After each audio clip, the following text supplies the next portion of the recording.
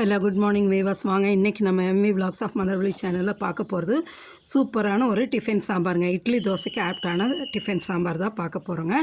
இது டிஃபன் சாம்பாரில் என்ன பிரமாதம்னு கேட்காதீங்க. டைமிங்கு, போடுற பொருள், இது ரெண்டு தாங்க. ரொம்ப குறைவான பொருள் வச்சு குறைவான நேரத்தில் செய்ய போகிறோம். வாங்க இதுக்கு தேவையான பொருள் பார்த்திங்கன்னா, ஒரு சின்ன டம்ளரில் பாசிப்பருப்புங்க. இதுக்கு துவரம்பருப்பு யூஸ் பண்ண போகிறதுல ஒன்லி பாசிப்பருப்பு தாங்க. சின்ன டம்ளரில் எடுத்துக்குங்க. அதோட 2 தக்காளி பொடியாக நறுக்கி எடுத்து வச்சுருக்கேன். 2 பெரிய வெங்காயம் நறுக்கி வச்சுருக்கேன் பாருங்கள். வரமிளகா ஒரு 3 மிளகாய் நறுக்கி எடுத்து வச்சுருக்கேங்க. இதுதான் தேவையான பொருளுங்க. இதை வச்சு தான் நம்ம சாம்பார் செய்ய போகிறோம். இதை வச்சு செஞ்சால் நல்லா இருக்குமான்னு கேட்பீங்க. சூப்பரான சாம்பாருங்க.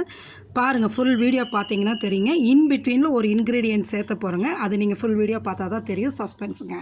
வாங்க இப்போ குக்கரை எடுத்து வச்சுட்டு அதில் அந்த பாசிப்பருப்பு நல்லா கழுவி போட்டுட்டோங்க. போட்டுட்டு அந்த வரமிளகாய், வெங்காயம், தக்காளி இது எல்லாமே இதிலே போட்டுடுங்க.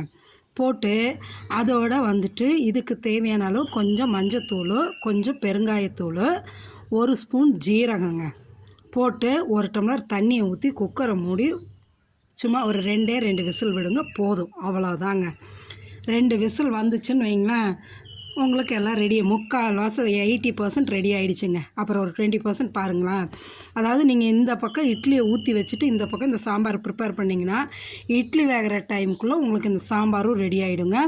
அவ்வளவு குயிக்காகவும் ஆகும், அதே சமயம் நல்லா டேஸ்ட்டாகவும் இருக்குங்க. பொருளும் ரொம்ப குறைவான பொருள் வச்சு செய்கிறோங்க. செஞ்சு பார்த்துட்டு சொல்லுங்கள். சூப்பரான சாம்பாராக இருக்குங்க.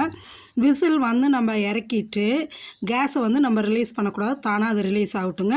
அதுக்குள்ளே நம்ம என்ன பண்ணுறோம், ஒரு கிண்ணத்தை வச்சு எண்ணெயோ நெய்யோ ஊற்றிக்கலாம். நான் நெய் ஊற்றுறேங்க. நீங்கள் உங்களுக்கு நெய் வேண்டான்னா எண்ணெயும் ஊற்றிக்கலாம். ஒரு 2 ஸ்பூன் நெய்யை ஊற்றி கடுகு, உளுத்தம் பருப்பு, கருவேப்பிலை போட்டு தாளிச்சிருங்க.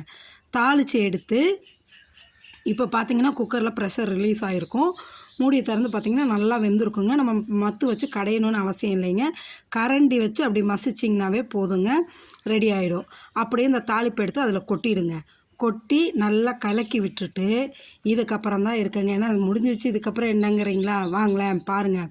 திரும்ப நம்ம அடுப்பில் வைக்கிறோங்க. குக்கரை வச்சு நம்ம சொன்னோம் இல்லைங்க, சஸ்பென்ஸான ஒரு இன்க்ரீடியண்ட்டுன்னு, அது இனிமேல் தான் சேர்த்த போகிறோங்க. அதை சேர்த்திட்டு ஒரு 2 to 3 மினிட்ஸ் தாங்க சாம்பார் ரெடி ஆகிடுங்க. சாப்பிட்றலாம், நம்ம சாப்பிட்லாம் எடுத்து. ஆமாங்க, நல்லா கலக்கி விட்டு எடுத்து அடுப்பில் வைங்க. வச்சுட்டு இட்லியோ இல்லாட்டி தோசையோ 2ல் ஏதாவது ஒன்று செய்கிறதுக்கு மாவு வச்சுருப்பீங்க இல்லையா, அந்த மாவை எடுத்து ஒரே ஒரு கரண்டி இதில் ஊற்றுங்க. போதும். ஒரு கரண்டியை ஊற்றிட்டு 1 டம்ளர் தண்ணியும் ஊற்றி இந்த சாம்பாருக்கு தேவையான அளவு உப்பையும் போட்டுருங்க. போட்டு நல்லா கலந்து விட்டுட்டு ஒரு 2 நிமிஷம் கொதிச்சுதுன்னு வைங்களேன், சூப்பரான சாம்பார் ரெடிங்க. ஆமாம், இந்த டிஃபன் சாம்பார் என்ன இட்லி மாவு ஊற்றிருக்காங்களே, இந்த டிஃபன் சாம்பார் நல்லா இருக்குமாங்காதீங்க. அவ்வளவு சூப்பராக இருக்குங்க, டேஸ்ட்டாக இருக்கும். இட்லிக்கு தோசைக்கு இது ரொம்ப காம்பினேஷன் நல்லா இருக்குங்க. இந்த மாவோட வாசனை எதுவுமே இருக்காதுங்க. சாம்பார்னால் அவ்வளோ சூப்பராக இருக்குங்க. செஞ்சு சாப்பிட்டு பார்த்துட்டு எப்படி இருக்குன்னு எனக்கு கமெண்ட் செக்ஷனில் சொல்லுங்கள்.